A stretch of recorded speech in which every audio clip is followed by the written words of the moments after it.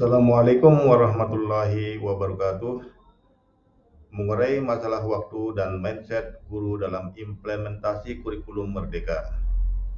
Haruskah kita punya filosofi pendidikan? Demikian judul acara diskusi bertema pendidikan yang disiarkan oleh channel YouTube Gita Wirjawan.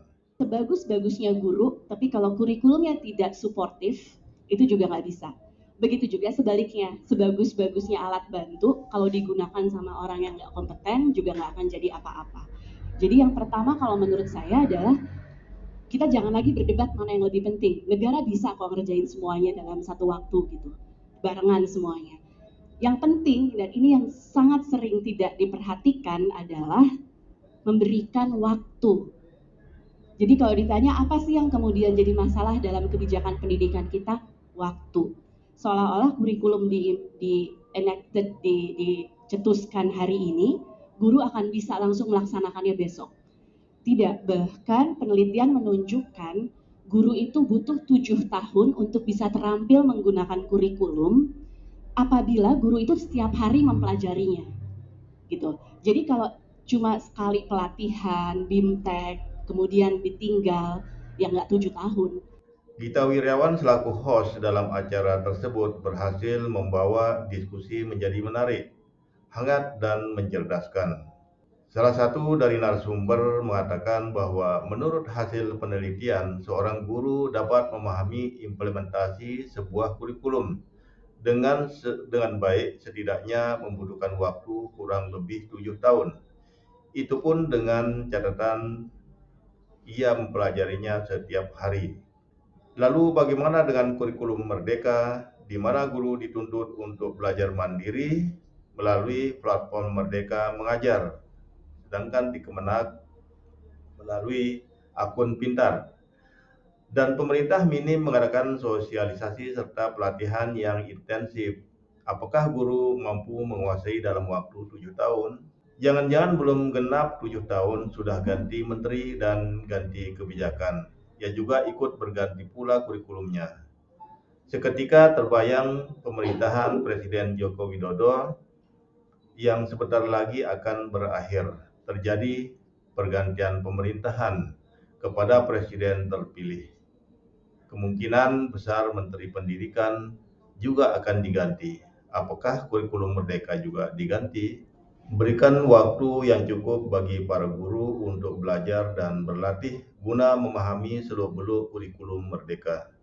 Bagaimana sebetulnya filosofi kurikulum Merdeka ini harus dijabarkan dalam tataran teknis di sekolah-sekolah guna mendorong tercapainya tujuan nasional pendidikan kita. Terkadang kita sebagai sebuah bangsa sangat reaktif dalam menghadapi sebuah situasi. Kurikulum Merdeka baru saja diresmikan tahun 2022 sudah diperdebatkan secara pro dan kontra, sehingga akhirnya memunculkan iklim yang berdasarkan situasi yang dialami masing-masing.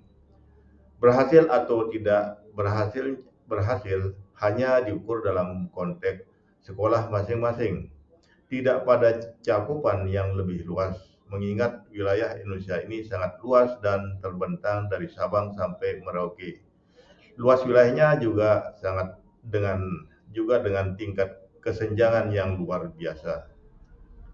Terlepas dari benar tidaknya statement yang disampaikan oleh narasumber tersebut, tentu kita sepakat bahwa untuk menguasai seluk-beluk sebuah kurikulum membutuhkan waktu yang tidak sebentar.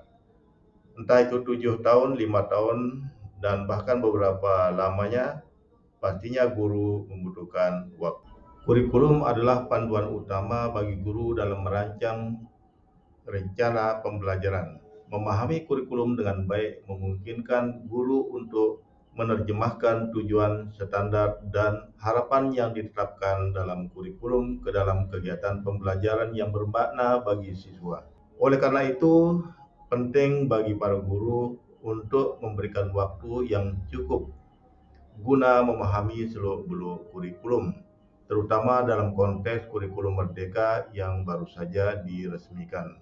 Tantangan yang dihadapi guru dalam mengimplementasikan kurikulum dapat bervariasi tergantung pada konteks dan karakteristik sekolah atau kelas. Ya, berikut beberapa tantangan umum yang sering dihadapi oleh para guru. Yang pertama, keterbatasan waktu dan sumber daya.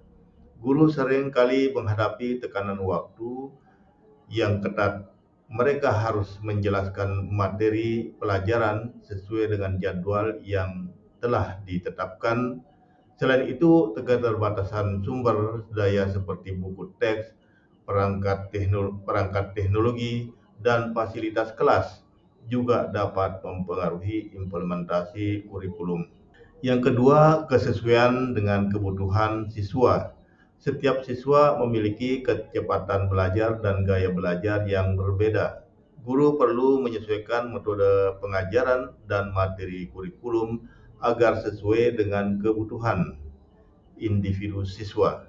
Ini bisa menjadi tantangan, terutama dalam kelas yang beragam. Yang ketiga, perubahan kurikulum. Terkadang perubahan dalam kurikulum dapat membingungkan guru. Mereka harus memahami perubahan tersebut dan mengadaptasi metode pengajaran mereka sesuai dengan panduan baru. Lalu yang keempat adalah evaluasi dan penilaian. Guru harus merancang dan mengelola evaluasi yang relevan untuk mengukur pemahaman siswa, menilai kemajuan siswa secara adil dan akurat, memerlukan keterampilan khusus. Lalu yang kelima, keterlibatan orang tua dan masyarakat. Guru juga harus berkomunikasi dengan orang tua dan melibatkan mereka dalam proses pembelajaran. Tantangan ini melibatkan komunikasi yang efektif dan pemahaman tentang harapan orang tua terhadap pendidikan anak-anak mereka. Yang keenam, kurangnya dukungan dan pelatihan. Beberapa guru mungkin tidak mendapatkan pelatihan yang memadai dalam mengimplementasikan kurikulum baru. Dukungan dari kepala sekolah dan rekan guru sangat penting untuk membantu mengatasi tantangan ini. Ingatlah bahwa setiap tantangan ini dapat diatasi dengan kerjasama, komitmen, dan dukungan dari semua pihak yang terlibat dalam proses pendidikan. Senada dengan apa yang dikatakan oleh Ibu Nisa Felicia Paris, Ibu Najila Shihab pun seorang psikolog dan penggerak pendidikan juga mengatakan bahwa guru perlu butuh waktu 7 tahun untuk dapat mengimplementasikan kurikulum dalam channelnya Profesor Renat Kasali. Tapi kalau saya melihatnya Pak Renat, memang yang namanya konsep atau kebijakan kurikulum sampai kemudian terimplementasi di lapangan itu tuh butuh waktu yang sangat panjang. Jadi kalau risetnya di berbagai negara tuh sejak implementasi nasional itu minimal 7 tahun gitu ya. 7 tahun baru kemudian ya betul, guru kemudian secara bertahap belajar mengimplementasikannya itu dengan sambil memahami perlahan-lahan. Dan tentu ada beberapa cara yang dapat membantu guru mengatasi tantangan dalam mengimplementasikan kurikulum, yaitu yang pertama, perencanaan yang matang. Guru perlu merencanakan dengan baik sebelum mengajar. Buatlah rencana pembelajaran yang jelas, termasuk tujuan, metode pengajaran, dan penilaian. Dengan perencanaan yang matang, guru dapat mengelola waktu dan sumber daya dengan lebih efisien. Yang kedua, pelatihan dan pengembangan profesional guru. Guru harus terus mengikuti pelatihan dan pengembangan profesional. Ini membantu mereka memahami perubahan kurikulum, teknik pengajaran terbaru, dan strategi evaluasi yang efektif. Yang ketiga, kolaborasi dengan rekan guru. Diskusikan pengalaman dan ide dengan rekan guru. Kolaborasi memungkinkan pertukaran informasi dan solusi yang bermanfaat. Mungkin ada rekan guru yang telah menghadapi tantangan serupa dan memiliki tips yang berharga. Yang keempat, fleksibilitas dalam pengajaran. Guru harus fleksibel dan siap mengadaptasi metode pengajaran sesuai dengan kebutuhan siswa. Jika suatu pendekatan tidak berhasil, cobalah pendekatan yang lain yang lebih sesuai. Yang kelima, komunikasi dengan orang tua. Libatkan orang tua dalam proses pembelajaran. Berikan informasi tentang kurikulum dan kemajuan siswa secara teratur. Komunikasi yang baik dengan orang tua dapat membantu mengatasi beberapa tantangan. Yang keenam, pemanfaatan teknologi. Gunakan teknologi sebagai alat bantu. Aplikasi pembelajaran online, platform e-learning, dan sumber daya digital lainnya dapat membantu guru mengelola materi dan memperkaya pengalaman belajar siswa. Ingatlah bahwa setiap tantangan dapat diatasi dengan kesabaran, komitmen, dan kerjasama dari semua pihak yang terlibat dalam pendidikan. Demikian sampai di sini pembicaraan kita tentang masalah kurikulum pendidikan.